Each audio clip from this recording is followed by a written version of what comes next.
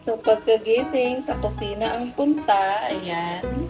Magluluto tayo ng ginataang chicken. At ito naman ang aking mga ricado, ayan. Kaya na bahala kung kilalayin yung mga vegetable na yan. Alright? Tapos ito naman ang aking cocoa milk. Alright?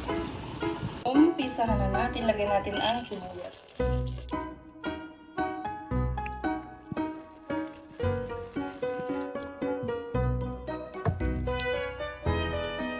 Luluto natin ang ating chicken.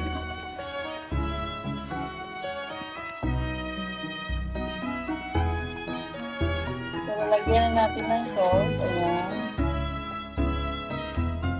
Ayan, lagyan natin cumin powder. Meron din tayong black pepper powder. Ayan. Meron din tayong pork powder. Ayan. Kung sa Tagalog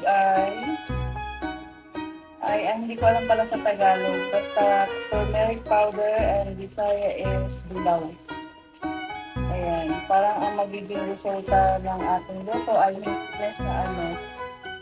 hindi na siya ginataan kundi magiging curry. Chicken curry pala. Chicken curry. Tapos, inikos-nikos na natin yan. Kailangan maghalo. So, ayan. Check na natin. So, medyo pwede na natin ilagay ang ating gulay. Ayan. Ito yung ating green powder. Yung bell pepper pala. Nabulunok ako guys. Ayan. Pwede na natin isabay-sabay lahat ng gulay kasi ang last natin ilagay yung gata dahil ayaw ko naman masyadong luto yung gata. Nag-oil siya. Ayan. Konti lang to, ilang minutes lang kasi pangit din pag masyadong lataan gulay. Diba? Yan. Tapos inikos-nikos natin yan. Yan. Diba? Napaka-colorful niya guys. So, itong sunod na natin ang ating gata, no?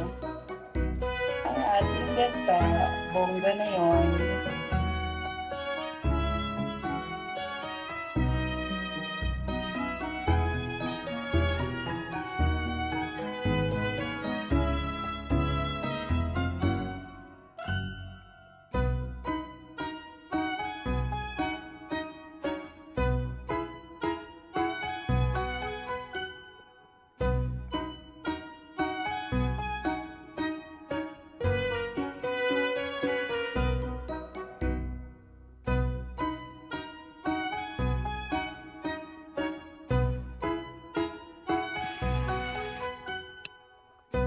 Diba? Tapos pahinaan lang natin ang apoy para as in mag-absorb yung kanyang gata tsaka alalay lang sa luto, hindi masyadong malagay.